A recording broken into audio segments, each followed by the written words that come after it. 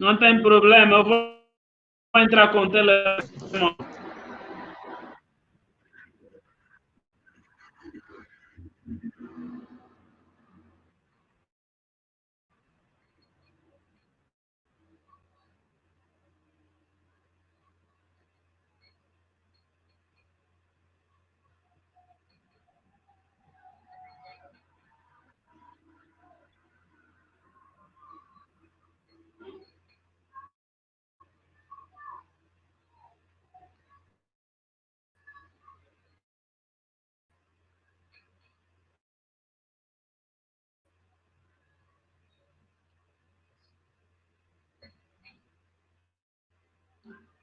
Doutor Bangula, já podemos avançar?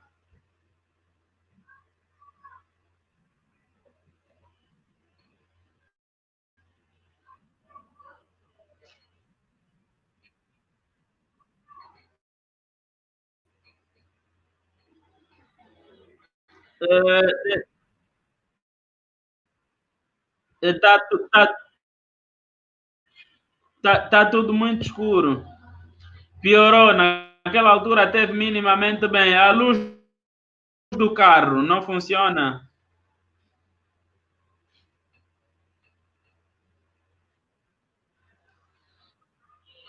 Olha, continua a não se ver perfeitamente, mas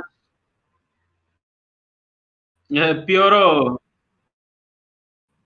Piorou.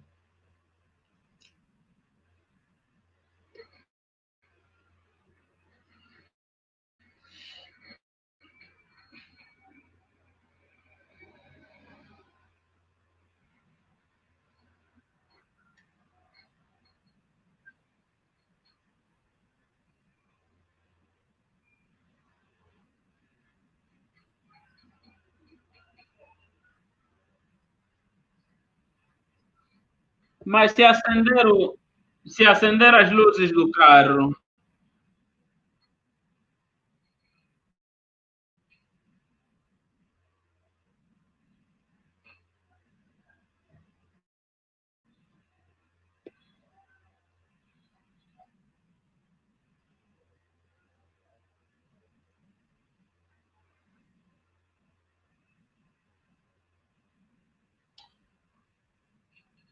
bom, e os internautas já mandam notificações. Etgene, como é que fazemos? Começamos?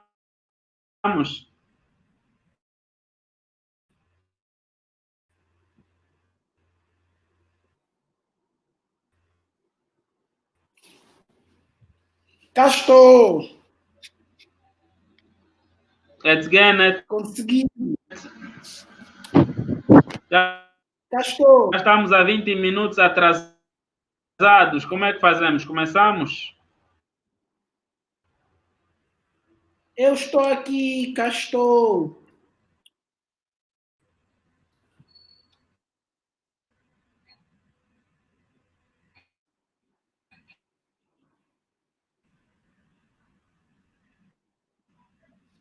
Alô?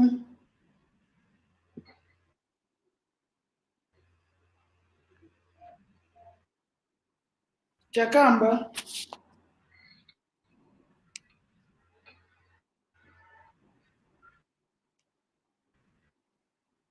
A minha? Não, Chacamba, consegue me ver?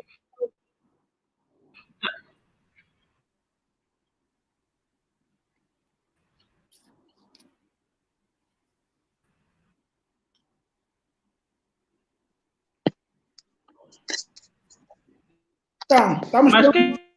quem é que disse que não consigo ouvir?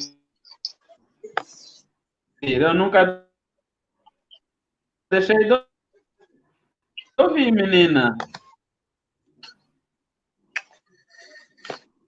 Tô. Sim, doutor, consegue ouvir? Ótimo. Consigo. Vamos entrar já, peço desculpa, vamos entrar. Ok, já estamos no ar, creio. Creio que já estamos no ar. Então, posso começar? Sim, já estamos no ar. Ora, viva, muito boa tarde, caros internautas fidelizados ao Jus Quarentena. Hoje, 3 de outubro de 2020, temos mais uma edição do nosso programa, o programa que virou marca, Jus Quarentena, juntos fazemos Angola.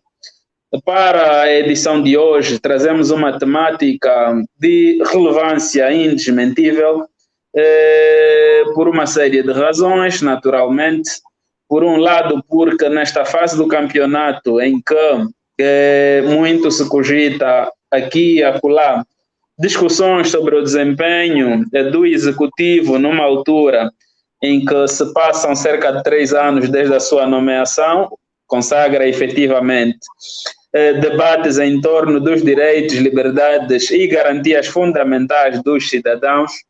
Eis que o Jus Quarentena propõe então a discussão de um tema a respeito da construção social do Estado e do direito. O tema em si, como disse há pouco tempo, é de indesmentível relevância, porque nós sabemos, e isso resulta da Constituição da República de Angola, que a República de Angola é um Estado democrático, portanto, um Estado de direito democrático que tem como primado a lei, a Constituição, e que garante efetivamente os direitos, as liberdades e garantias fundamentais dos cidadãos. Entretanto, e como se sabe, para que se chegue efetivamente à consolidação de um Estado democrático e de direito, onde há separação e interdependência de poderes, é necessário efetivamente que se faça este caminho. É então nesta perspectiva que hoje teremos um cientista social que nos vai efetivamente ajudar a perceber a construção social do Estado e do direito. Sabemos nós de um clássico brocardo latino, ubi homo ibi societas ibi ius, portanto, lá onde existirem homens, pessoas, haverá efetivamente sociedade. E havendo sociedade, haverá então o direito, que através de um conjunto de normas padronizadas, deverá então reger a vida das pessoas em sociedade. E para a abordagem desta temática neste dia de hoje, convidamos, e já está cá conosco, o Dr. Martinho Bangula Katumwa. Ele que é licenciado, mestre e doutor em Sociologia, os 2 últimos graus adquiridos no Instituto Superior de Ciências Empresariais e do Trabalho, ISCTE, Instituto Universitário de Lisboa. Ele que também é autor de um grupo, uma panóplia de obras de caráter científico e também de caráter literário, apenas para citar algumas. Ele é autor do manual Curso de Sociologia, é autor do livro Comportamento Eleitoral dos Jovens Angolanos nas eleições de 2012, é autor da obra Sociedade, Cultura e Política e é ainda autor de algumas obras literárias, das quais podemos destacar Humanos e Sexorcismo. Portanto, para além destas obras, o nosso convidado é docente universitário e, muito recentemente, espero que não se incomode com a apresentação que vai fazer, foi nomeado pelo Presidente da República para ocupar o cargo de coordenador adjunto da Unidade Técnica de Gestão do Plano Nacional de Formação de Quadros para a área técnica de programação, acompanhamento e avaliação. Ora, sem mais delongas, aliás, porque os nossos internautas já o podem ver, Dr. Bangula, muito boa noite, seja bem-vindo ao Jus Quarentena. Chacamba, boa noite a todos os amigos dessa grande iniciativa. Fico feliz pelo convite, peço desculpas pelos transtornos que tivemos nesse início, foi tudo culpa minha. Eu não estou na minha casa, estou fora de casa, fora de Luanda, e tive aqui que inventar condições para poder falar com vocês com alguma paz. Isso nos criou alguns transtornos. Agradeço a sua apresentação que fez. Eu gostava de ir logo para o tema, sem fazer muitos preâmbulos, se o Chakamba permitir. Efetivamente, podemos avançar. Temos, entretanto, a primeira proposta, um enquadramento, a sociogênese e historicidade do Estado-nação. Esteja à vontade, doutor. Bem, eu apresentei ao Chakamba alguns tópicos que podiam dar corpo à minha pequena exposição. Essa é uma preocupação que me inquieta enquanto cientista social, que tem que ver com a construção social do Estado e do direito. Falou-se já no nosso país, sobretudo no final da década de 80, sobre as dinâmicas do Estado Social, do Estado de Providência, que na altura findava com a abertura do multipartidarismo, quando saíamos daquele regime de natureza mais socialista, discutíamos naquela altura de forma avulsa a questão do Estado Social. E, de um modo geral, na literatura, discute-se bastante, sobretudo aquela literatura mais da década de 70 em geral, discutia-se muito a questão da natureza do Estado, quando depois se assumiu o Estado que se construiu no século XVIII. Não é? Discutia-se que Estado é que podemos ter naquela sociedade de industrialização, na altura se tinha a ideia avançada. Hoje, obviamente, temos uma sociedade industrialmente falando mais avançada. Mas o que não se discute, e ali é a justificativa do tema, o que não se discute é o Estado enquanto artefato, enquanto construção antropológica, socioantropológica, enquanto resultado da produção humana. Eu trago esse tema num grupo de juristas exatamente para criar essa provocação. O Estado que nós assistimos, aquele que se construiu, o Estado-nação, no século XVIII, foi ganhando cada vez mais corpo, baseado numa ideia de projeto, vamos lá dizer, societal global. Ou seja, entendia-se que a civilização humana tinha, desde a horda, passado pelas diferentes fases do desenvolvimento, tinha finalmente chegado a um estadio de plena organização, em que todo o conjunto de tensões, todo o conjunto de projetos, todo o conjunto de conflitos que emergiam ou emergessem da convivência humana pudessem efetivamente ser sanados numa única estrutura. Ou seja, o Estado veio para institucionalizar e criar mecanismos por via dessa institucionalização de solução de problemas que, enquanto sociedade, nós enfrentávamos. Bem, isso foi um pouco se diluindo com o passar do tempo. A questão da sociogênese. O início do Estado, enquanto essa invenção do homem como aparato para acomodar, para gerir tensões e indicar, vamos lá dizer, formas mais adequadas de dirimir essas tensões, ele se esbate, se esboroa, se dilui, à medida em que um outro agente foi gradualmente entrando. Estamos a falar, nomeadamente, do mercado. Portanto, quando o mercado entra e ganha corpo, aqui podemos avançar um bocadinho, no final do século XIX, princípio do século XX, quando os Estados finalmente entendem que a sua função de provisão, aqui a provisão não é material, providência, mas de introdução de certeza, de introdução de previsibilidade, de organização da vida, dos interesses, da gestão, das tensões existentes na sociedade. Quando se percebe que o Estado, enquanto este instrumento começa a definhar, começa a falecer e ganha corpo um outro ente, o mercado, vão-se, vamos lá dizer, vão-se admitindo outras formas de organização da sociedade. E uma delas é o mercado. Então, se nós temos um ator a quem nós, digo aqui nós, civilização humana, sociedades modernas, atribuímos o poder de nos orientar, e essa instituição se mostra, não vamos dizer decadente, né? Porque o Estado não é decadente como tal, o Estado é um mecanismo que se transforma e se reinventa. Mas essa instituição, dizia, começa a transferir parte das responsabilidades que lhe atribuímos para um outro ente, para o mercado, e aí vem aquelas teorias do Torá sobre o individualismo, o retorno do ator, do sujeito, porque é já aqui o indivíduo, ele próprio, no mercado, que procura gerir as suas tensões,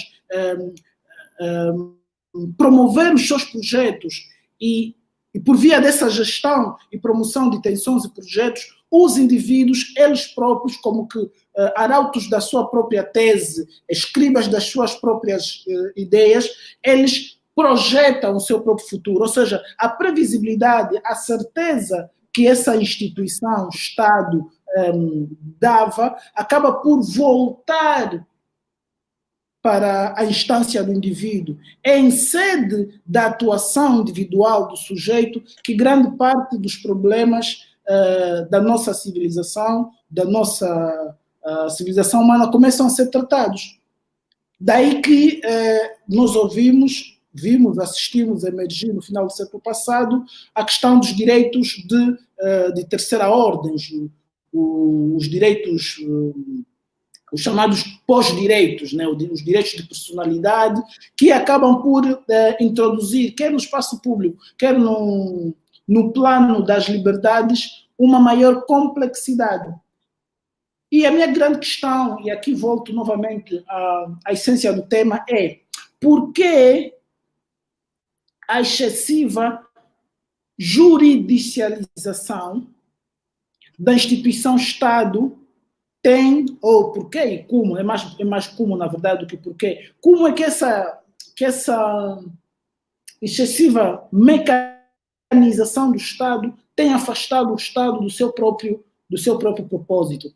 E a questão relacionada à construção social do Estado prende-se exatamente com isso. Os destinatários finais, aqueles para os quais o Estado foi criado, como é que vem o Estado? Entendemos nós que há uma grande preocupação, desnecessária porém, mas há uma grande preocupação do Estado exercer um papel preditivo. E sobre isso outros autores, Hobbes, mais recentemente, depois de Hobbes, o Foucault, discutem os perigos desta exacerbada busca, dessa intenção quase que desmedida do Estado prever o futuro. E essa predição do futuro, os juristas sabem muito bem, é normalmente materializada por via da normatização da vida. A vigilância, a punição, o controle social, que procura disputar com o indivíduo o lugar do sujeito na agenda pública. Ou seja, quem é o seu, aqui usando aquela linguagem de Shakespeare, quem é o arauto, quem é o capitão do destino? Essa entidade abstrata, opaca, a quem se delegou, no século XVI, XVII, XVIII, um conjunto de atribuições e que recentemente, digo, há coisa de 150 anos, começou a se mostrar incapaz de gerir todos esses projetos. Quem deve definir a agenda? Aqui surge efetivamente outra componente do tema que nós lançamos, a construção social do Estado e do direito. Normalmente, isso decorre no nosso entendimento da excessiva positivação, juridicialização do Estado. Nós falamos do Estado democrático e de direito, mas não falamos do Estado social e do direito social. Isto vê-se muito nas formas como se gerem as tensões entre as formas de organização social mais elementares com aquelas formas de organização social típicas do Estado, como conhecemos, formado lá em França, na Inglaterra, o Estado ocidental. Hoje, nas sociedades africanas, onde há uma tendência para absorção, para captar, para adotar esses modelos de estatização da vida coletiva, verifica-se a existência de um conjunto de tensões que são dificilmente resolvidas. Exatamente porque o Estado continua a ser um elemento, um corpo estranho à vida social. Na medida em que, em vez de ele procurar compreender as dinâmicas societais, captá-las, enquadrá-las, classificá-las e depois, tendo em conta toda essa alimentação que recebe da sociedade, poder construir mecanismos para gerir as tensões, os projetos, os conflitos, o Estado parece ignorar na sua origem. Eu acho que o Chakama pode mudar o tópico aqui embaixo, porque eu estou agora a tentar abordar aqui a precedência do político sobre o social, ou seja, como é que o projeto de Estado acaba... Não estou a falar dos novos espaços de participação política, estou exatamente a falar da precedência do político sobre o social. Dizia, o Estado parece esse corpo estranho nas sociedades em geral, não tanto no mundo ocidental, onde ele é mais antigo, com tradição e apresenta níveis de institucionalização maiores, mas nas sociedades africanas, onde essa realidade é bastante nova, ele encontra resistência porque, em vez de captar, observar, classificar, processar, e a partir desse trabalho de captação, de alimentação, a partir das sociabilidades e das dinâmicas, ele tenta desempenhar uma função mais preditiva. Nessa de desempenhar a sua função preditiva, o papel parece ser pervertido, ou seja, aquele que devia vir para facilitar a gestão das tensões. A sociedade é um conjunto de interesses, só para voltar aqui ao princípio básico da apresentação, dos conceitos e as definições que eu me escusei nesta apresentação, mas aqui a sociedade, como me refiro, é esse conjunto de interesses, umas vezes convergentes, outras vezes divergentes, e o Estado surge como esse mecanismo de gestão desses interesses, considerando que o Estado aponta sempre um sentido para a gestão dessas diferenças, não é? É aqui que se constrói o projeto de nação, a consciência de uma pertença coletiva, contudo, a diferença entre os integrantes dessa coletividade obriga que se atribua poder a um ente maior, não é? Que depois vai gerir as tensões. Bem, esse Estado deixou de se alimentar do social para ele próprio fundar o seu projeto, e aqui é que falamos da precedência do político sobre o social. E entendemos nós residir neste facto não só uma conflitualidade, um problema, porque o filho, ou seja, não é expectável que antes da emancipação do filho, o pai receba instruções do filho. Ou seja, o Estado não pode preceder, o Estado, quanto instrumento político, não pode preceder a nação enquanto realidade social. E um dos maiores conflitos que existem hoje, e um dos maiores perigos da nossa sociedade atual, é esse, de se tentar preceder, colocar no primeiro lugar o político e depois o social. Daí que o projeto do Estado, enquanto mecanismo de gestão dessas tensões, acaba sempre por se esbarrar, agora vamos falar das novas formas de participação social, acaba sempre por se esbarrar em reivindicações propriamente societais, ou seja, emergem da sociedade projetos que procuram ser alternativas ao projeto político do Estado. Isso está muito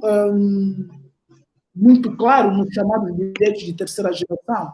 Ou seja, o Estado faz uma cartilha daquilo que são condições existenciais. Você tem isto, você tem aquilo, você tem direito a isto, não tem direito àquilo, mas o sujeito, ele próprio, como resultado da sua convivência, percebe que aquela caixa que lhe dão é demasiado pequena. E depois, em consequência disso, ele reivindica maiores espaços.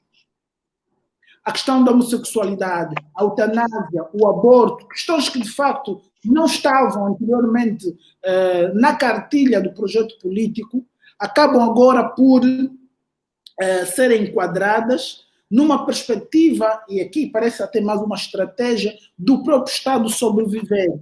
Ou seja, ele faz concessões, portanto, concede, abre mão de determinadas questões que anteriormente não vou dizer que não previa, sabia, mas entendia usar como uma forma de coerção, de controlo social. Então, é efetivamente aqui que surgem os novos passos de participação política. A concertação social, nós conhecemos aquela imagem clássica do rei no meio, não é? Da igreja no lado esquerdo e do mercado no lado direito, não é? E víamos, de facto, que a forma como os interesses da coletividade iriam ser geridos estava mais ou menos nessa imagem alegórica, mais ou menos definidas.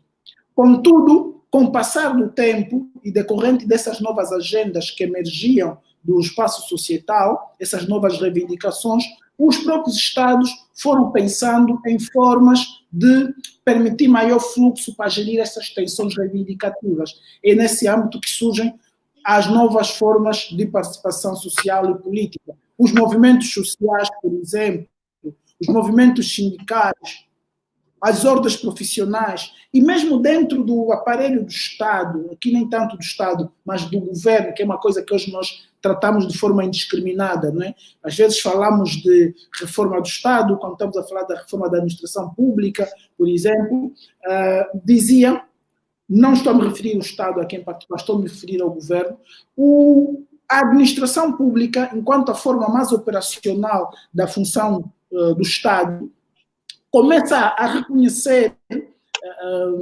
cada vez mais a necessidade de estabelecer um diálogo mais próximo com os governados. A concertação social, seja ela na lógica do mercado, com as empresas, seja ela na lógica da sociedade civil típica, terceiro setor, pensemos aqui das organizações ditas não governamentais ou designadas não governamentais, surge efetivamente como uma alternativa de se preencher esse vazio, não diria de auscultação, porque não é disso que se tratava, não faltava auscultação, faltava, na verdade, uma legitimação pela ação. Dito de outro modo, não basta que o ator público atue no âmbito de um mandato político, por exemplo, concebido em sede de eleições, ou de atribuições e determinações administrativas lhe conferidas por funções públicas. Não basta isto, é preciso que este ator, ele próprio, na sua ação, mobilize os destinatários finais da sua ação. Eu sou administrador municipal, sou governador, sou presidente. Não basta que eu atue nesta condição. É preciso que na minha atuação haja uma participação mais efetiva, presencial e até mesmo física daquelas pessoas a quem a minha ação política se destina. Isto é, efetivamente, já um expediente que surge no âmbito dos novos espaços de participação. E aqui há duas realidades que interessa distinguir. Uma de caráter político-administrativo, que normalmente decorre da pretensão da administração pública de legitimar os seus próprios atos, nomeadamente mediante os mecanismos públicos de promoção, estímulo, fomento, promoção, de modo geral, da participação popular. Os referendos que se generalizaram na Europa, por exemplo, toda a década de 80, e hoje são muito comuns, são uma forma, efetivamente, de se alargar esses espaços de participação política. Cá entre nós, penso que os CACs, são comitês ou comissões da escutação social que existem hoje institucionalizados no âmbito da ação da administração pública. É também um mecanismo de gestão das tensões, de legitimação da ação da administração pública. Doutor Bangula, permita que façamos um ponto de ordem, por favor. Anunciar aos nossos internautas que, pelos problemas técnicos que tivemos um atraso considerável de mais de 20 minutos. A plataforma automaticamente elimina a hiperligação que dá para o Facebook. Entretanto, os que nos estão a acompanhar estiveram a fazer apenas através do YouTube e agora mesmo acabamos de dar a volta ao texto e, portanto, os nossos internautas que só nos podem acompanhar pelo Facebook já têm então a possibilidade de ver. Portanto, peço desculpas mais uma vez pelo atraso e pelos problemas técnicos e queremos acreditar então que agora já é possível que os nossos internautas nos acompanhem e possam tirar o melhor proveito das explicações que sabiamente o nosso convidado tem estado a abordar. Doutor, pode dar sequência. Bem, eu dizia que efetivamente o Estado tem procurado, essa instituição opaca, que eu costumo sempre fazer questão de referir, tem procurado gerir as tensões, elas próprias decorrentes da sua própria existência e exercício, para, como quem diz, adaptar-se e sobreviver, e nessa de criar esses mecanismos surgem também, não por única, exclusivamente a intenção da administração pública, mas também por parte dos próprios cidadãos, formas novas de participação. Dizia, era preciso distinguir duas questões, já distinguimos a primeira. A segunda é, quando as reivindicações populares, eu não gosto muito de usar essa expressão por causa da conotação que tem, mas quando as reivindicações cidadãs, aquelas que decorrem da pertença a uma sociedade, não é? Da cidadania, do exercício, quando essas reivindicações são excessivamente dispersas, quando elas não conseguem se agregar numa agenda única,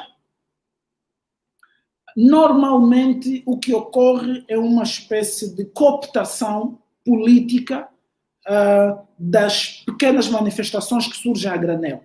Dito de outra maneira, é preciso que quando há uma agenda, ou seja, é expectável, é ideal, o bom seria que quando surgissem preocupações numa sociedade, que essas fossem inicialmente agregadas em grupos de preocupações, rapidamente. Isso está provado, nós assistimos há pouco tempo o exemplo da crise dos coletes amarelos na Europa, em França, né, a greve dos taxistas, etc. A questão da entrada do Uber e a gestão política e pública que se fez dessa questão fez levantar um problema.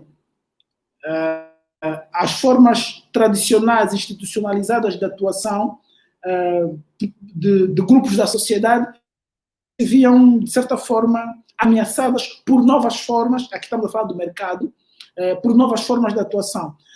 Se os coletes amarelos não se tivessem organizado, se continuassem com grupinhos de reivindicações, o que teria eventualmente acontecido é que, a médio termo, o poder político, por causa do interesse que tem com o mercado, teria cooptado, e aqui a cooptação entenda-se não uma forma de agregar, no sentido político-partidário, por exemplo, a cooptação política partidária, mas teria cooptado no sentido de esvaziado essa reivindicação popular, ou cidadã, para usar a expressão que melhor me prefiro usar cidadão do que popular. Pois, os amarelos são um exemplo de um exercício, de uma estratégia de, quando há uma reivindicação no espaço público, há necessidade de uma maior agregação. Porque quando não há uma agregação, o que normalmente acontece do ponto de vista da ação política é uma cooptação, é um esvaziamento dessa agenda, é uma marginalização, é uma menorização destas reivindicações que normalmente acabam por desaparecer. Portanto, temos estes dois mecanismos que permitem a participação, os espaços de participação política. As redes sociais são uma coisa muito nova ainda no sentido, enquanto instrumento, veículo, não enquanto instrumento de substância, mas quanto canal, são uma realidade muito nova, mas elas próprias já começam a dar asos aqui a um fenômeno que eu entendo que rapidamente vai se consolidar. E a ideia do crowdfunding, o crowdfunding é um fenômeno que transvasa o plano da sociedade e do mercado. E também o Estado. E, efetivamente, doutor, permita mais um ponto de ordem. Acho que estamos agora a subir de tom e é bom que os nossos internautas acompanhem efetivamente ao pormenor. Vou-lhe pedir, por uma questão técnica, mais uma vez, doutor, que saia da sala e volte a entrar através da nova hiperligação que enviamos. É só verificar, tanto no privado aqui da sala do Jus Quarentena, quanto nos seus contactos pessoais das redes sociais, encontrará então uma nova hiperligação através da qual poderá seguir para entrarmos novamente ao estúdio e aí sim todos os nossos internautas já nos poderão acompanhar. Porque até esta altura, infelizmente, nos estão a acompanhar apenas através do YouTube. Portanto, já temos a nova hiperligação. Queira, por favor, sair desta e entrar através da outra hiperligação que enviamos, por favor.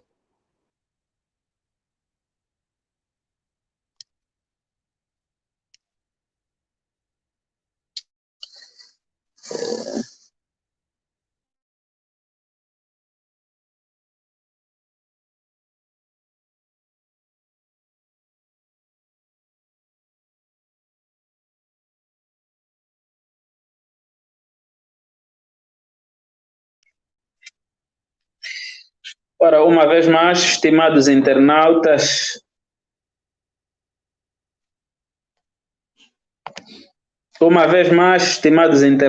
estamos novamente ao ar. Voltamos a pedir as nossas sinceras e sentidas desculpas pelo problema técnico que esteve aquém das nossas capacidades. Infelizmente, deveu-se a um atraso no arranque da nossa atividade, as condições técnicas não estavam efetivamente criadas e, por conta disso, houve a desativação da hiperligação que nos permitiria, então, termos o devido acompanhamento à nossa discussão de hoje. A equipe técnica, entretanto, fez a sua parte e já está reposta a situação.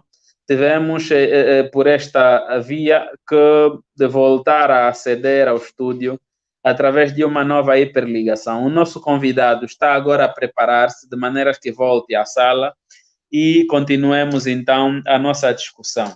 Apenas a título de lembrete e enquadramento do que havia sido abordado, o nosso convidado falava, em primeiro lugar, na sequência da ideia de um Estado-nação, portanto, um Estado democrático e de direito, que atribui direitos, liberdades e garantias aos seus cidadãos, cidadãos esses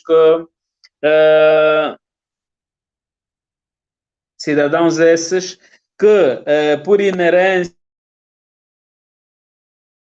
do contexto, acabam efetivamente por exigir um bocado a mais daquilo que efetivamente é atribuído tanto pela Constituição e pela lei.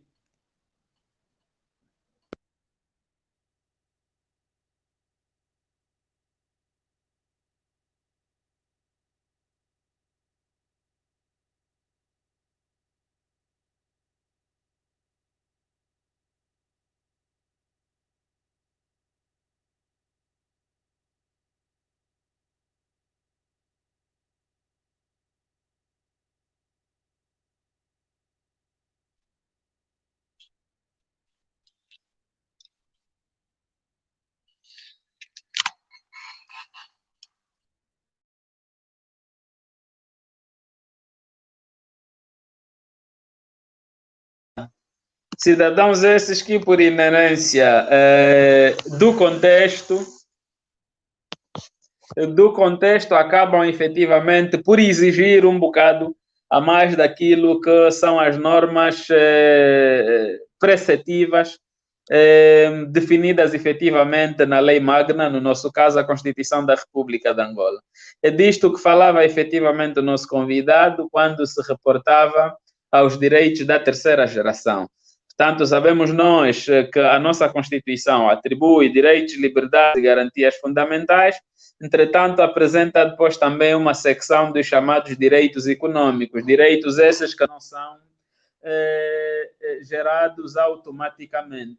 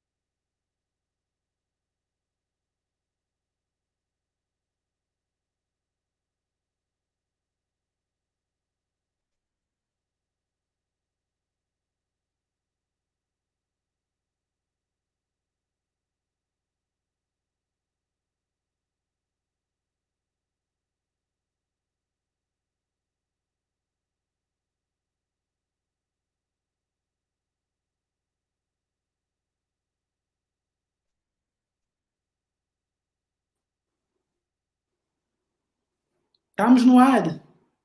Estamos, doutor. Podemos dar sequência. Viva! Bem, dizíamos, aqui essas tensões, essa gestão de tensões entre o Estado, o mercado e a sociedade, portanto, essa tríplice ligação tem ganhado cada vez mais diversificadas formas de representação. Antes de terminarmos dessa quebra, penso que eu estava a falar do crowdfunding. O crowdfunding é uma expressão recente que, no meu entender, representa efetivamente esta sublevação cidadã, na busca de alternativas à gestão das tensões sociais. Eu vou agora relacionar, era para passar para outro tópico, poder, política e pobreza. Pois. Sim, exatamente. Poder, pobreza e política. Uma das grandes missões, um dos grandes mandatos do contrato social do Estado e que está inerente ao contrato social é a diminuição das desigualdades sociais. E entende-se que para assegurar, do mesmo jeito que se entende que lá no Leviatã do Hobbes, né, para assegurar a segurança, passa aqui a redundância, da coletividade, é preciso que se atribua ao Estado um nível maior de poder, portanto, uma capacidade de restringir liberdades, porque entende-se este Estado judicializado que eu tenho estado a denunciar desde o início dessa apresentação, porque entende-se que no vigiar na ação coercitiva ou no punir, para usar a expressão do Foucault, é que está efetivamente a garantia da eficácia da ação jurisdicional do Estado sobre as sociedades. Relativamente às desigualdades sociais, entende-se que, por exemplo, o poder monetário do Estado, o poder econômico do Estado, por via da sua ação fiscal, tributária, arrecadatória, justifica-se tendo em vista o mandato que ele tem de diminuir as desigualdades sociais. E aqui, quando falamos da diminuição das desigualdades sociais, estamos a falar de toda a intervenção do poder público na mitigação dos anátemas sociais, entre os quais a pobreza, mas outras situações também de fragilidade da condição humana. Dizia, o crowdfunding é efetivamente uma expressão dessa sublevação cidadã, dessa busca por alternativa ao Estado, na medida em que os cidadãos, aqueles cidadãos do século XVIII, XIX, XX, que delegaram, que passaram para a esfera do Estado esse ente opaco, todo aquele poder, toda aquela responsabilidade, entendem que ele, agora fragilizado por causa da emergência do mercado, não pode gerir com sucesso, pelo menos aquele que eles esperam, os problemas que a sociedade tem. Mas os cidadãos ainda assim têm consciência que isoladamente eles são incapazes também de resolver. Então criam uma espécie de ação social coletiva, que são os crowdfunding. Eles juntam-se, e aqui com o meio das tecnologias, os cidadãos juntam-se e procuram resolver problemas que individualmente não podiam. Mas isso já foi detectado lá, os fazendeiros norte-americanos, né? Os father founders, as confederações, quando tinham os problemas das pestes, dos milharais, lá dos cereais que se queimavam, foi assim que eles assim que eles foram pensando o Estado, mesmo em França. Também foi assim que eles pensaram o Estado. Isso já tinha acontecido anteriormente. Hoje nós não nos damos conta, mas o crowdfunding refunda a ideia de Estado. Ou seja, são os indivíduos que pontualmente tiram da sua esfera determinado poder e conferem a um ente, que é o indivíduo que vai abrir a chamada, a conta do crowdfunding, delegam a esse indivíduo o poder para resolver um problema que, se não apoquenta, pelo menos solidariza todos. Isto efetivamente é importante para percebermos, não quero me alongar muito, mas para percebermos duas, três coisas. Uma destas coisas é a legitimação da ação política por via do Estado.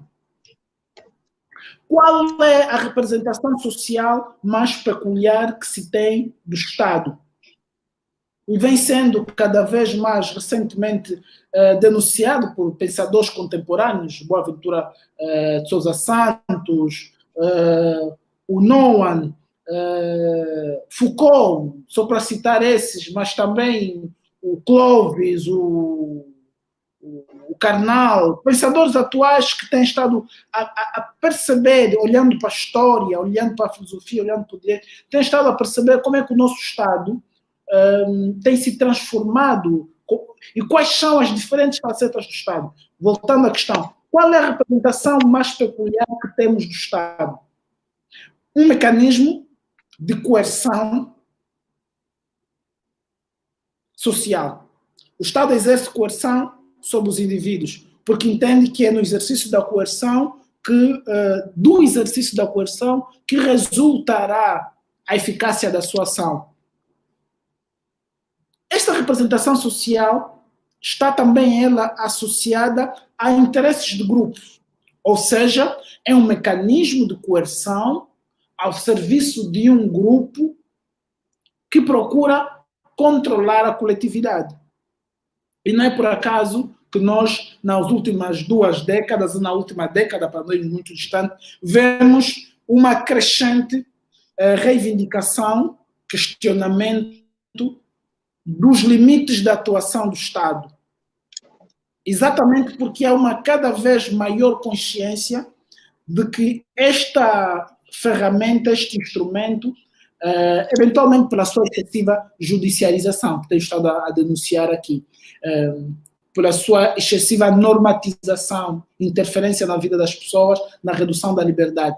Dizia, tem estado, apesar de em algumas partes, o Estado estar a cumprir, por exemplo, com parte do seu compromisso lá no contrato social, por exemplo, o bem-estar material das pessoas.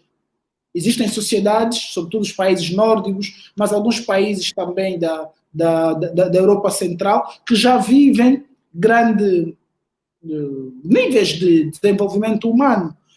Contudo, as reivindicações e as desconfianças sobre a atuação e os limites do Estado persistem.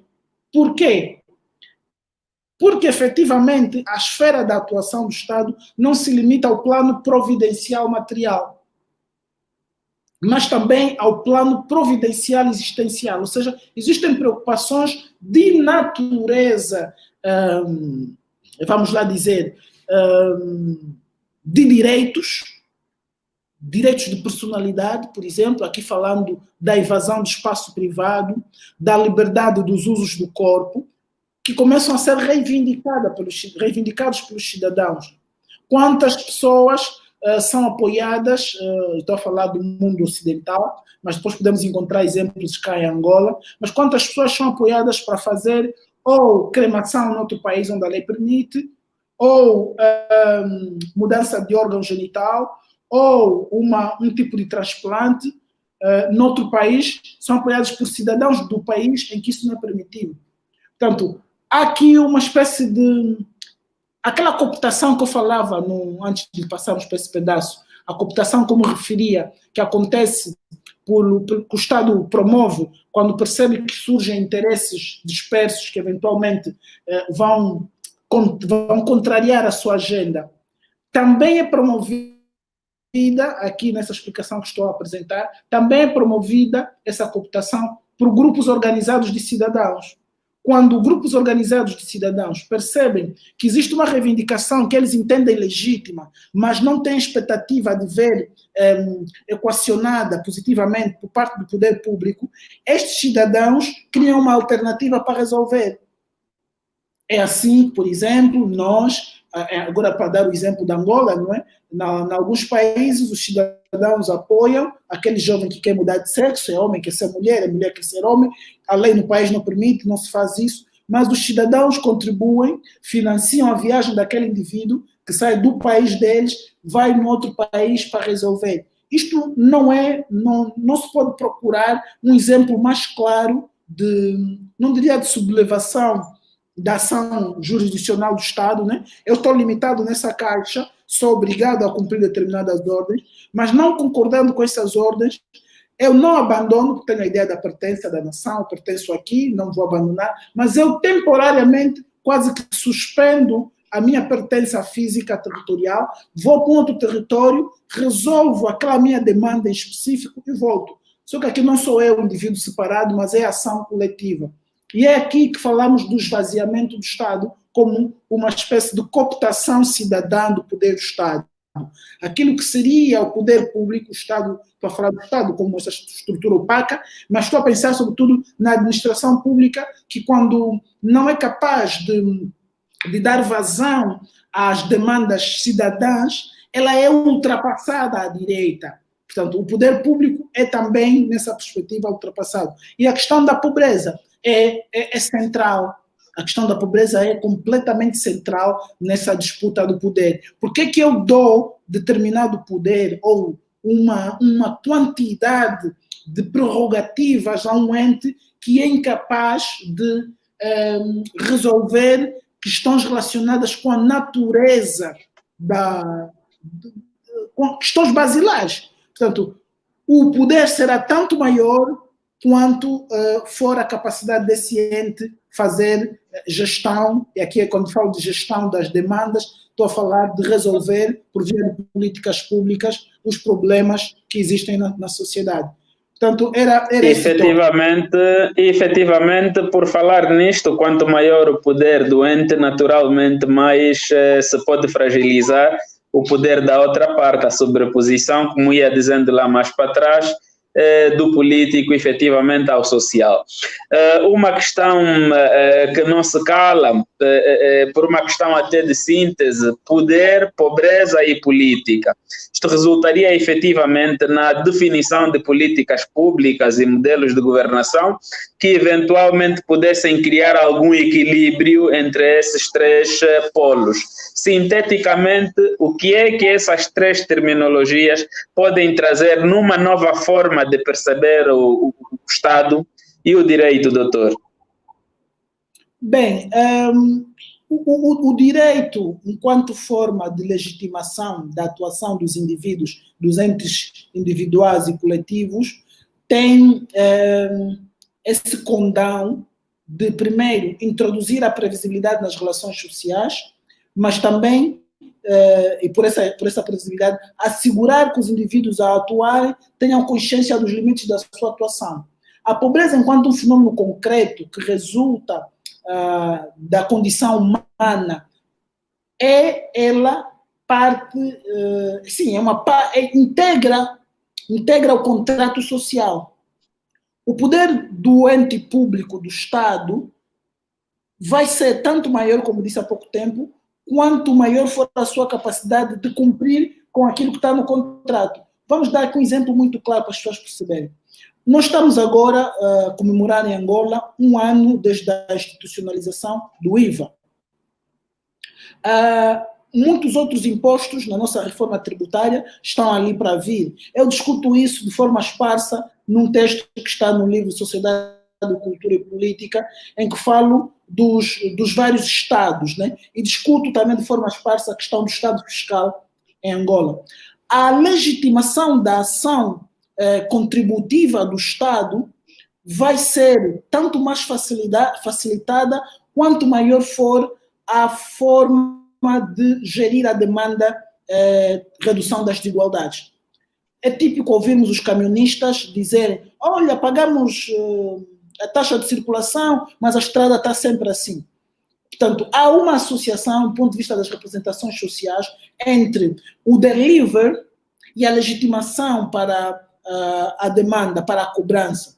Então, em forma de síntese, o que eu posso dizer é que a ação política, o projeto político-social, ele é legitimado primeiro pelo contrato social. Olha, nós temos que promover o bem-estar social, temos que ter condições para que todos, os mais capazes, os menos capazes, possam viver num nível, numa condição humanamente aceita. Isso é um projeto político.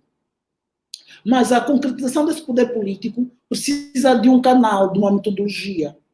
Esse canal, essa metodologia passa por atribuir poder de ação, e aqui, por exemplo, vamos falar da ação tributária que o Estado exerce sobre os cidadãos enquanto consumidores e produtores.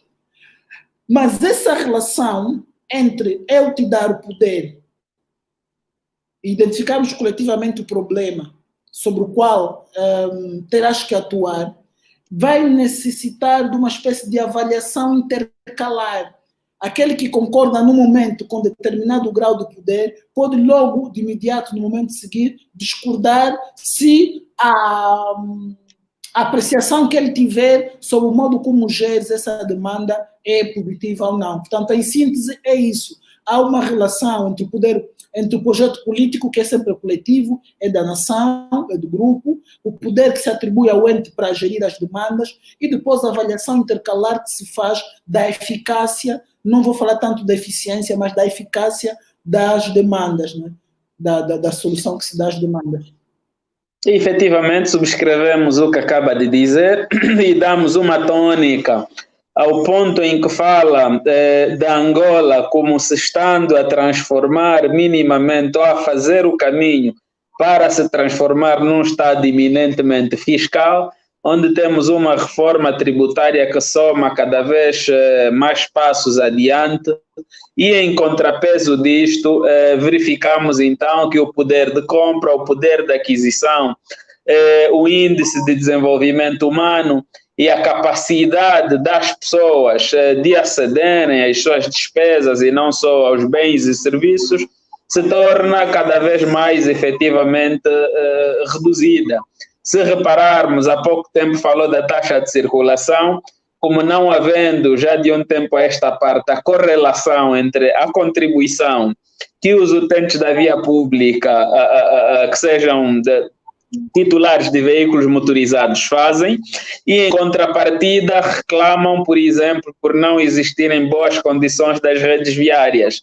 E numa altura como esta, em que se operou efetivamente a transformação da taxa de circulação em um imposto, portanto, o imposto sobre veículos motorizados, acaba por se dar uma nova tônica, que é a não consideração da contraprestação, portanto, a realização de obras de aprovisionamento das redes viárias como sendo, passa a expressão, uma contraprestação do dever de pagamento do imposto sobre o veículo motorizado. Portanto, agora o contribuinte já não pode exigir, por exemplo, da administração pública, uma estrada bem orientada como pressuposto de pagamento do imposto sobre o veículo motorizado. E isto, do ponto de vista social, que implicação é que pode efetivamente trazer? Que políticas públicas, afinal, é que devem ser gizadas? Que desafios, que incertezas, que programação, no fundo, é que pode efetivamente dar-se aso de maneiras a minimizar cada vez mais o fosso entre o poder que é exercido pela administração pública e a leviandade, efetivamente, dos contribuintes, dos cidadãos. Doutor? Bem, eu acho que a questão da transformação da taxa para imposto decorre um bocadinho mesmo dessa excessiva jurisdicialização do Estado.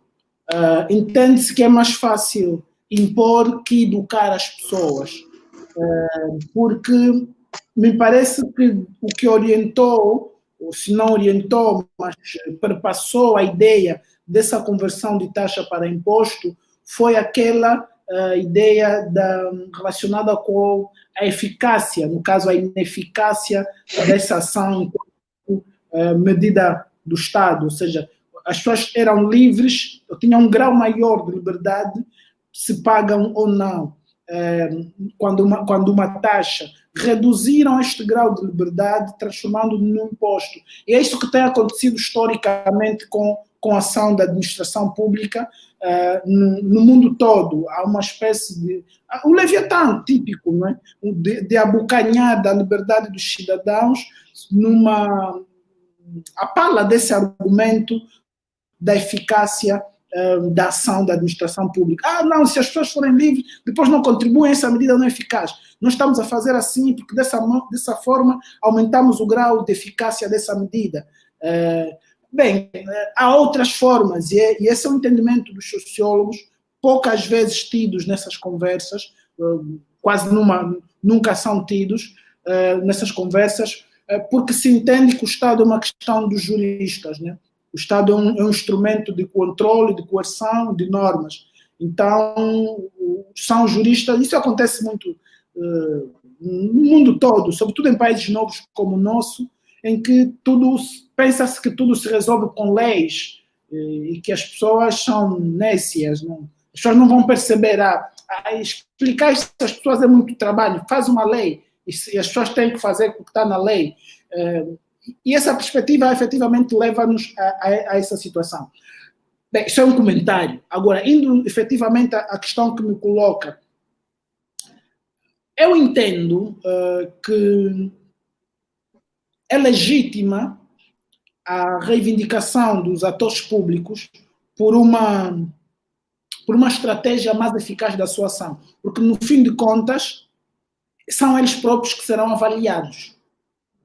Ou seja, se o poder público não consegue se financiar para resolver as demandas públicas, ele não pode alegar a incapacidade de se financiar como razão do incumprimento dos seus deveres. Até porque subentende-se que é parte do seu mandato encontrar formas de se financiar. Portanto, é legítima a ação pública no sentido de fazer essas estratégias, é legítimo. Agora, caberá aos cidadãos fazerem o devido ajuizamento desta medida e se posicionarem. Portanto, me parece que aqui existem duas condições específicas.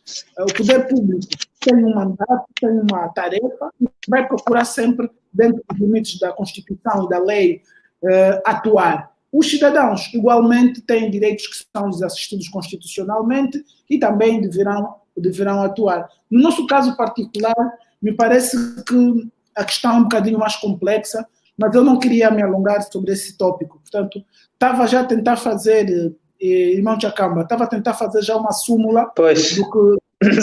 Sim. Se permitir... Na verdade, se me permitisse só mais um ponto de ordem, um comentário muito rápido. Na verdade, enquanto atores sociais e estudiosos, impõe-se-nos, na verdade, que façamos abordagens neste sentido, porque se verificarmos tanto a letra quanto o espírito da organização do sistema fiscal, tem lá pela finalidade não só a necessidade de alargar a base tributária e de financiamento econômico do próprio Estado, mas tem também a finalidade da justa distribuição da riqueza nacional e dos rendimentos aos atores que fazem parte da criação desta base de financiamento. Portanto, é necessário que o Estado, na pessoa da administração pública, comece efetivamente a dar guarida às finalidades pelas quais são efetivamente criadas as políticas fiscais, sob pena de estarmos, no fundo, a acompanhar dia após dia fenômenos de empobrecimento gritante, alarmante. Portanto, doutor, pode dar sequência à abordagem que ia fazendo. Eventualmente, para fecharmos e depois vermos se existirem algumas questões, as responderá, e não havendo, faremos então as considerações finais. Obrigado. Bem, como disse, eu já estava mesmo a terminar. Eu normalmente evito comentar assuntos correntes, né? Eu costumo dizer que sou um cientista social dos grandes sistemas. Eu seria uma espécie, na sociologia, eu seria um Luhmann, né? O Niklas Luhmann. Eu penso mais os sistemas e as grandes esferas. Normalmente evito discutir temas correntes. E acho que essa questão do IVA fui eu próprio que lancei aqui na conversa, mas entra naquela categoria de temas correntes que eu evito comentar, porque normalmente despertam paixões e já fui bastante aconselhado pelos antigos que os temas que despertam paixões normalmente não são frutíferos do ponto de vista do exercício heurístico, né? Quem quer conhecer procura sempre outros temas que não sejam muito apaixonantes. E este é um tema que desperta paixões. Mas não fujo com agulha à seringa, né? Não vou fugir à questão que me coloca. Eu acho que é legítima, como disse, o expediente legítimo da administração pública é encontrar formas de aumentar a eficácia da sua ação coletora tributária. Se achou que esse é o mecanismo mais eficaz, é legítimo, porque no fim do dia ele vai ser avaliado pelos resultados. Agora, não me parece ter havido aqui qualquer tipo de atropelo grave à constitucionalidade. Portanto, não houve nenhum atropelo grave e o Estado angolano não é o primeiro a transformar uma taxa em imposto, nem esta taxa em específico no imposto. Portanto, aqui para falar da taxa de circulação. A minha síntese é, bem, representações, a construção social do Estado. Socialmente, o que mais comum, a visão mais peculiar, mais particular que se tem sobre o Estado é essa, de um instrumento de coerção social. E esse instrumento de coerção social está ao serviço de um grupo. E esse grupo normalmente procura satisfazer interesses de uma determinada coletividade.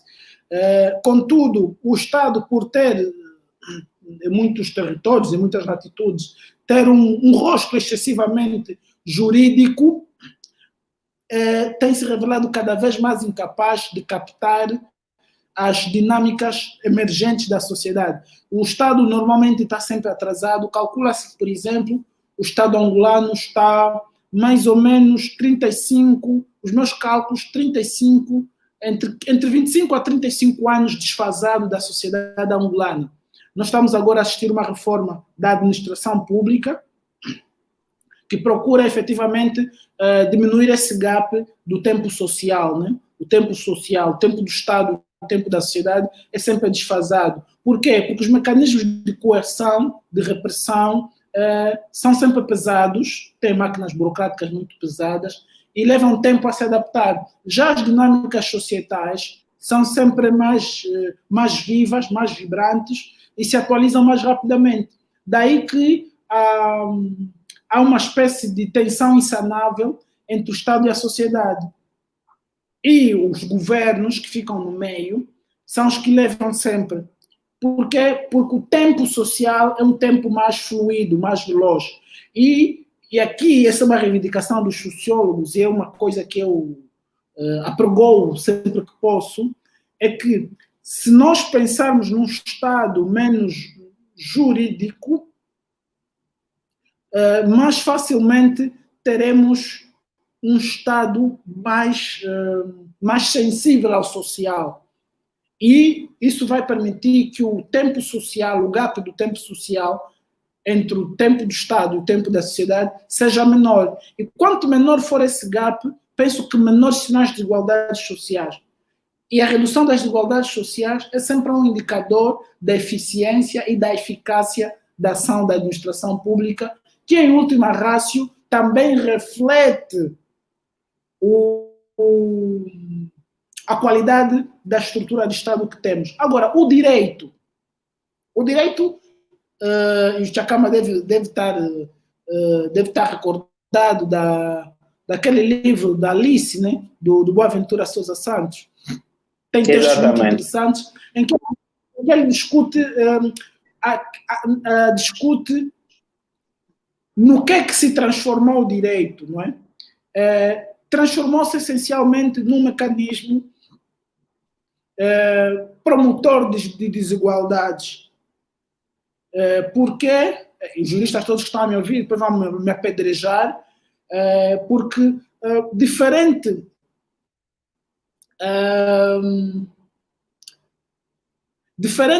de limitar a ação dos indivíduos, definir os termos em que as relações individuais e coletivas podem se processar, ele passou, por causa da sua excessiva codificação, passou a excluir uma parte da sociedade do direito que lhes é legítimo de conhecer os seus direitos. Portanto, esta representação social que se tem do Estado enquanto o mecanismo de controle que está ao serviço de um grupo, e essa representação que se tem do direito enquanto forma de excluir outros de conhecerem os seus próprios direitos pela excessiva codificação, faz com que o Estado democrático e de direito perca todo aquele brilho e nobreza que lhe é devido do ponto de vista histórico e passa a ser essa coisa, uma espécie de esfinge, uma coisa que está sempre por se decifrar. O Estado democrático e de direito, que os juristas apregoam como sendo o artefato, a invenção mais célebre, mais última, mais acabada da civilização humana, que derime todos os problemas e nos coloca num nível civilizacional e racional mais elevado, não é mais do que efetivamente um animal complexo, difícil de se entender. Por isso é que existem... Por que as pessoas precisam de um advogado, por exemplo, quando estão em juízo? Já se colocaram essa pergunta? Por que é preciso ter um advogado quando está em juízo? Bem, vou terminar, eventualmente um dia vou fazer essa pergunta. Por que as pessoas precisam de um advogado quando estão em juízo? Pois, termino aqui. Bom, nós subscrevemos efetivamente as últimas abordagens que faz, porque o excesso de codificação, na verdade, muitas vezes leva a que o sentido e alcance das normas jurídicas não sejam necessariamente as que estão na base da sua criação. Um exemplo paradigmático poderia ser, por exemplo, o elenco de direitos, liberdades e garantias fundamentais que a nossa Constituição apresenta, ao contrário, por exemplo, daqueles que são denominados direitos econômicos, sociais e culturais. Se repararmos, a primeira categoria de direitos faz parte de um leque de direitos que são de execução automática, ao passo que a outra parte depende efetivamente da boa vontade da máquina administrativa para a sua implementação ou não. Exemplo prático, a inviolabilidade da vida humana é um direito, com ou sem condições, esse direito deve ser salvaguardado. Ao passo que, por exemplo, o direito ao emprego, o direito ao trabalho, o direito à habitação, é um direito fundamental, é sim, mas ele depende da criação de condições favoráveis neste sentido a serem propiciadas efetivamente pela máquina administrativa. Aproveitando a deixa que faz da necessidade de as pessoas singulares ou coletivas serem assistidas por um perito com competências forenses para o efeito, que é uma questão de facto bastante provocativa, resulta também, devo perceber, efetivamente da desconfiança que se pode ter do efetivo exercício da tutela jurisdicional efetiva, não é? É que se, por exemplo, se confiasse no sistema judiciário que se tem, em momento algum se haveria de aventar a possibilidade do juiz exagerar na interpretação das normas e, por conta disso, vamos lá dizer, prolatar sentenças condenatórias ao arrepio da lei. Daí que o advogado vem surgir efetivamente para a garantia de uma tutela jurisdicional efetiva e da ampla defesa que se assiste aos seus constituintes. Ora,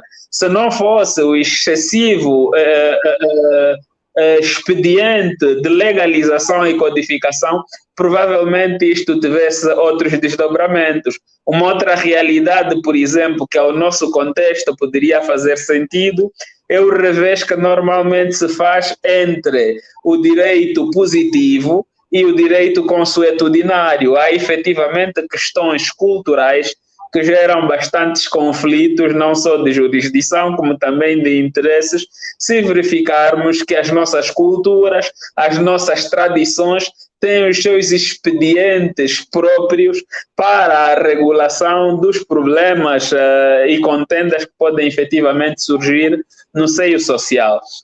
Ora, aproveitando então que terá terminado com a sua exposição, eu passaria de imediato a verificar se haverá algumas questões colocadas pelos nossos internautas, de referir que grande parte dos internautas que nos acompanham normalmente pelo Facebook, porque a plataforma YouTube foi criada muito recentemente, e podemos efetivamente ver pelo número de comentários, que é um número bastante reduzido que nos acompanha hoje, pelas razões que no princípio e ao longo do nosso programa já evoquei, que infelizmente tivemos problemas técnicos derivados ao atraso considerável no arranque da nossa atividade, que por conta disso não permitiu que em tempo real tivéssemos o programa exibido no Facebook. Ainda assim, temos alguns comentários, na verdade não são perguntas como tal, são apenas comentários, alguns deles a criticar efetivamente o programa pelos problemas técnicos que tivemos hoje. Temos de dar a mão à palmatória pelo erro e perceber efetivamente isto. Há um internauta aqui que nos diz que hoje estivemos efetivamente bastante atrasados, compreendemos e procuraremos efetivamente melhorar em próximas ocasiões. A exemplo deste internauta, há outros que na verdade também teceram os seus comentários, mas comentários que são palavras elogiosas. Por exemplo, há aqui um internauta que se identifica com o nome de Eu Amo o Magistério, que parabeniza efusivamente o nosso convidado pelas abordagens que faz. Portanto, diz ele, grande Mbangula, sempre bom ouvi-lo, companheiro. Não sei se gostaria de fazer algum comentário.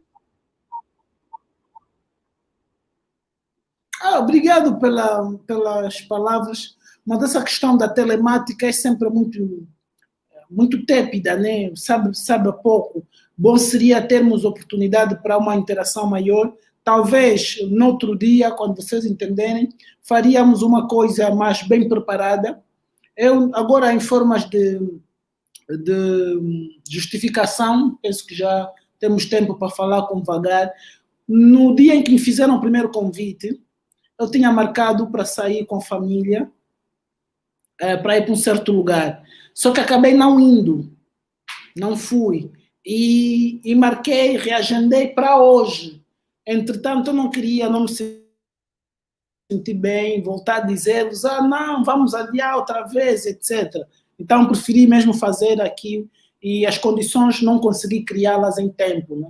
Mas eu penso que uma forma boa de me penitenciar seria marcarmos uma outra apresentação para falarmos deste ou de outro tema, de maneira que os vossos internautas possam efetivamente nos perdoar, né? Que não me odeiem para sempre, dizia um amigo meu, não me odeies para sempre. Ora viva, nós agradecemos a cordialidade. Seguramente a equipe técnica do Jus Quarentena abraça a deixa que acaba de fazer e nos sentimos honrados por nos poder disponibilizar o seu tempo em próximas ocasiões para então prepararmos da melhor forma mais uma jornada. Vem mais um comentário, desta vez da senhora Júlia Maguejo, que agradece efetivamente pelas abordagens que faz neste dia de hoje. Não sei se gostaria também de tecer algum comentário.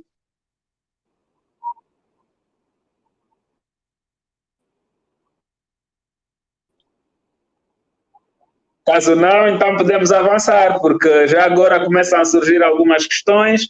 Portanto, alguns internautas que dizem que foi difícil entrar, mas finalmente foi possível. Muito obrigado, Júlia. Ora viva, doutor. Entretanto, já começam a surgir algumas questões, assim, de forma tímida, mas provavelmente já poderemos aqui, então, apimentar um bocado a nossa conversa. Diz o internauta Eu Amo o Magistério o seguinte: primeira pergunta, seguramente deve estar aqui uma sucessão de questões. Primeira pergunta: qual é a sua opinião, enquanto sociólogo, sobre as cobranças de emolumentos no ensino secundário público e propinas no ensino superior público? Bom, parece que é mais uma daquelas questões que são temas que despertam paixões, não é? Entretanto, eu deixo a liberdade para poder comentar se entender prudente.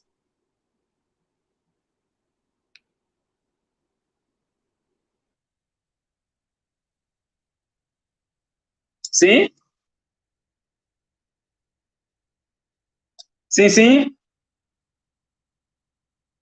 Consegue ouvir-nos?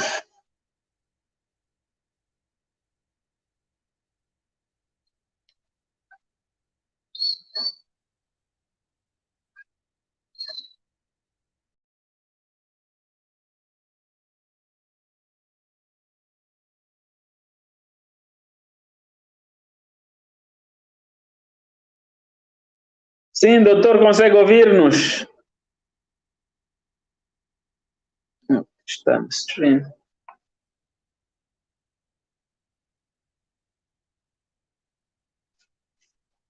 Doutor Bangula, consegue ouvir-nos?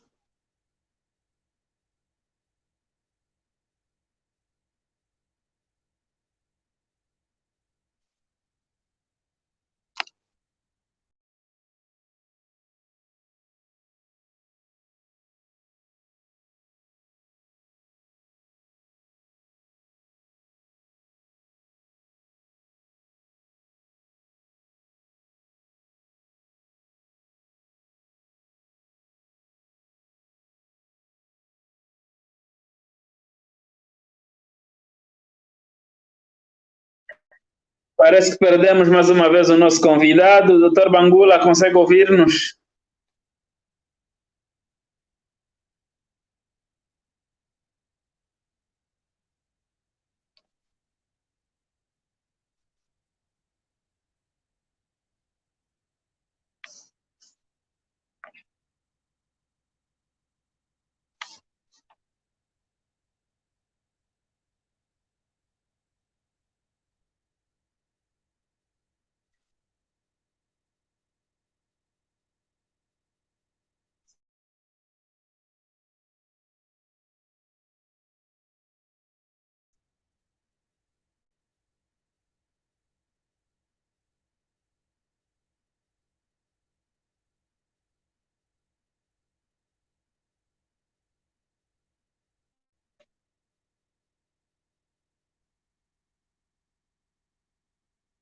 Bom, parece que mais uma vez perdemos o nosso convidado, mas enquanto isso, vamos tentando então suprir até que.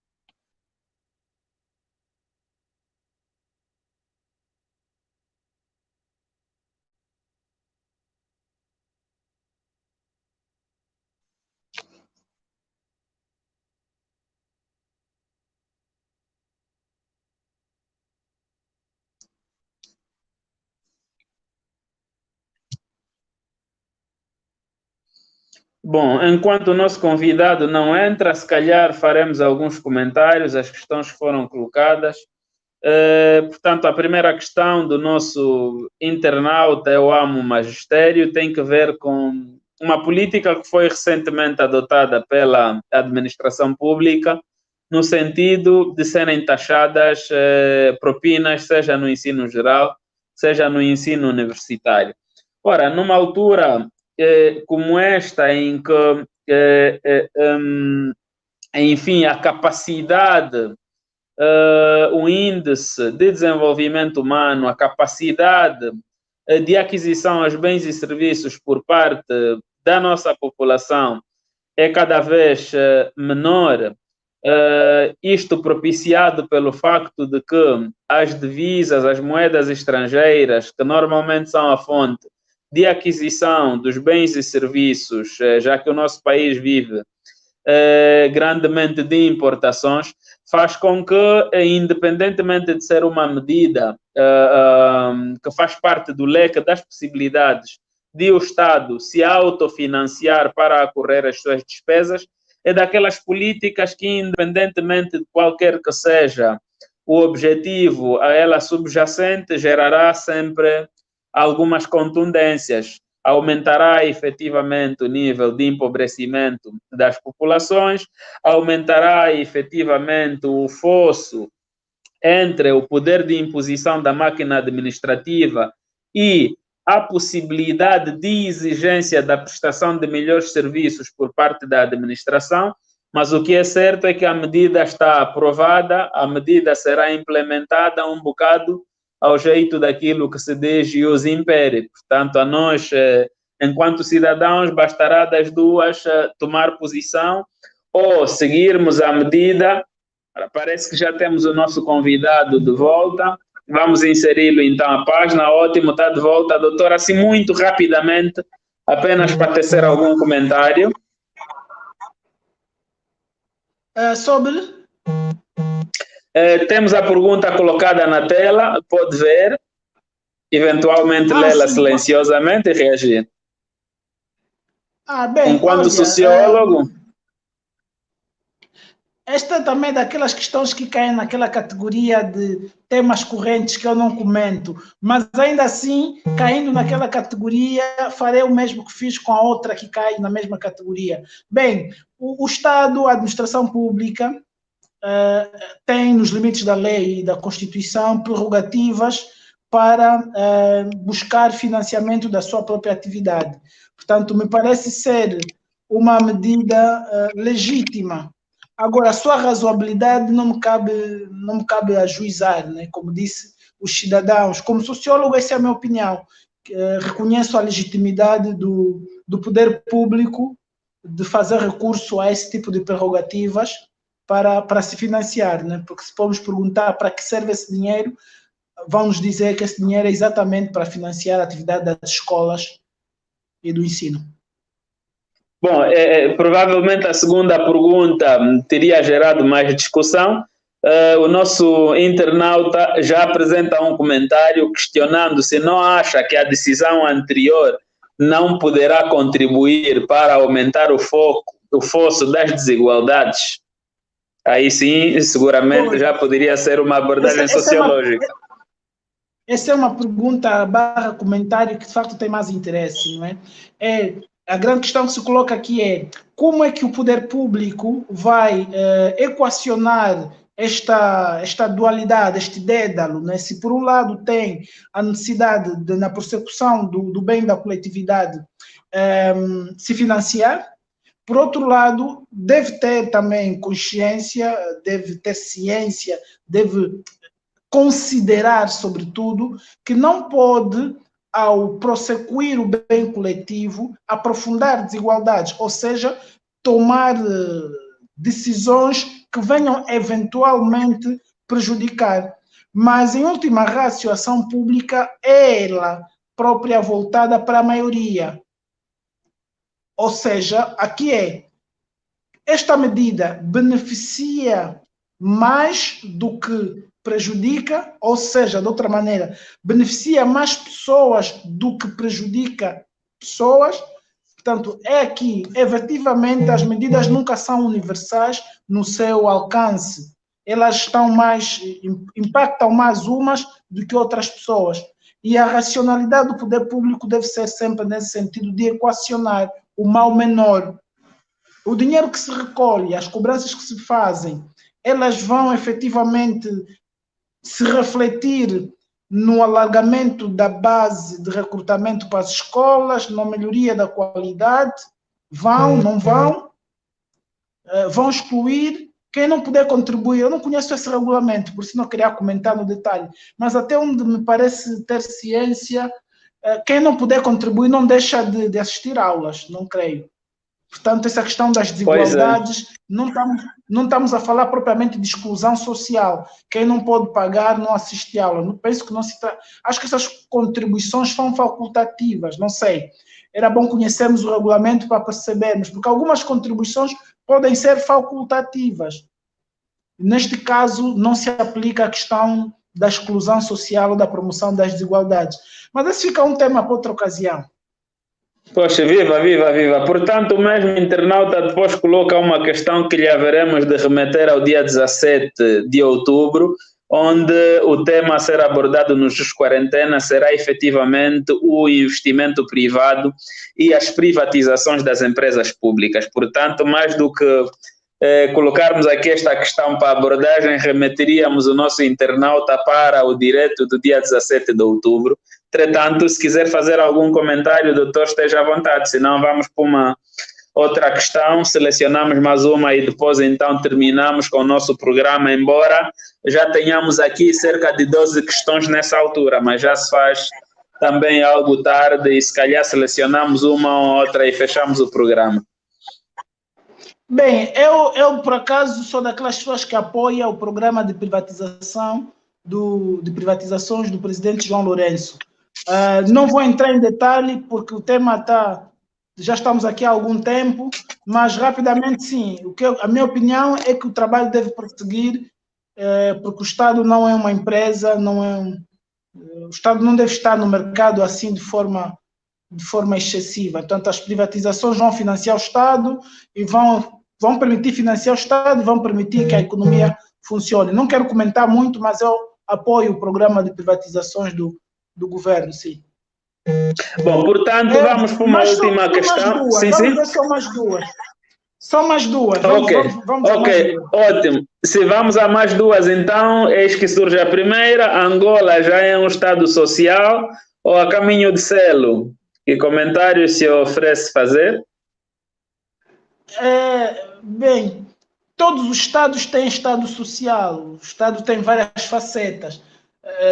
Não sei se quando fala de Estado social está a falar naquele conceito clássico do Estado-providência, nós estamos a deixar de serlo, pelo contrário, portanto, não estamos a caminho, já fomos mais Estado social, mas não dá para dialogarmos sobre isso agora, né? Mas todos os Estados têm várias componentes, né? O Estado tem vários rostos, tem um lado fiscal, tem um lado social, porque mesmo nos Estados onde se paga propinas, onde se paga saúde nos hospitais, há coisas que também são gratuitas, essa é a vertente social do Estado. Portanto, há sempre um maior ou menor grau de Estado social dentro dos Estados. Mas vamos pular isso, vamos pular. Ora, viva, então vamos para a última questão que temos aí na tela, do nosso internauta Isaac Santo. E ele diz que os Estados africanos, especialmente os da África subsaariana, que casamento podia ser feito entre o passado e o presente dos nossos países? E em colação, ele traz uma segunda questão em que diz que os governos, na sua grande maioria, atribuem as causas das suas fragilidades dos seus sistemas aos cidadãos. Portanto, não sei se gostaria também de tecer alguma consideração a esse respeito. Se este Isaac é o Isaac Simão Santos, quero lhe dizer boa noite. Efetivamente. E que ele depois fale comigo um bocadinho mais desenvolvidamente sobre esse tema, que eu já discuto naquele texto que referi no livro Sociedade, Cultura e Política. Há um texto em que eu aponto 7 grandes reformas que o presidente João Lourenço tem que empreender. E uma dessas reformas tem que ver exatamente com a questão dos valores, dos sistemas, a tradição, a cultura, essas coisas. Discuto essas questões. Portanto, sim, grande parte das fragilidades que o continente africano, a África subsaariana em particular, tem, do ponto de vista do desenvolvimento, além das suas lideranças muito frágeis, tem também sociedades e cidadãos ainda presos no tempo.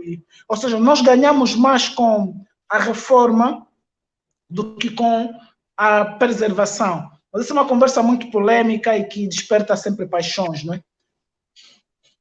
Ora, viva, Mas o portanto, texto chegamos sobre esse assim. assunto, o texto sobre esse assunto está no livro Sociedade, Cultura e Política. Não estou a Ora, fazer portanto, publicidade, estou apenas a dizer. aproveitamos a ocasião, até porque o programa tem também essa missão, não só de elevar a cultura jurídica e social, como também a promoção efetivamente da produção científica dos nossos convidados. Portanto, passamos mais uma vez em publicidade a obra Sociedade, Política e Cultura da autoria de Martinho Bangula Catumo, assim que se diz, e Mário Pinto de Andrade. A quem tenha o ensejo de adquirir, sugerimos então esta grande obra.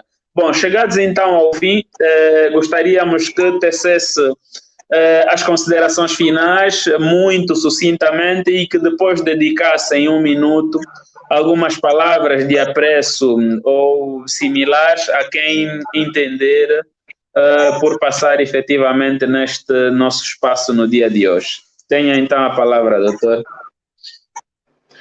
Não tenho muito o que dizer, agradeço o convite, continuem assim.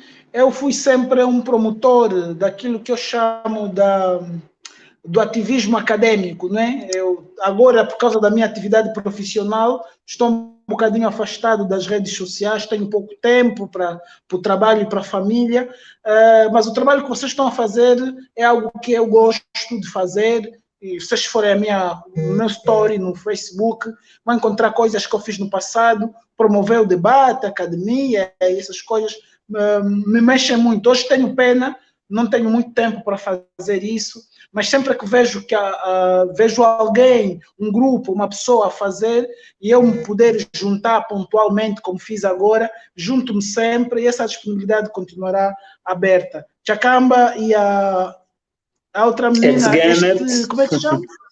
Etzgenet Manuel. Etzgenet Manuel.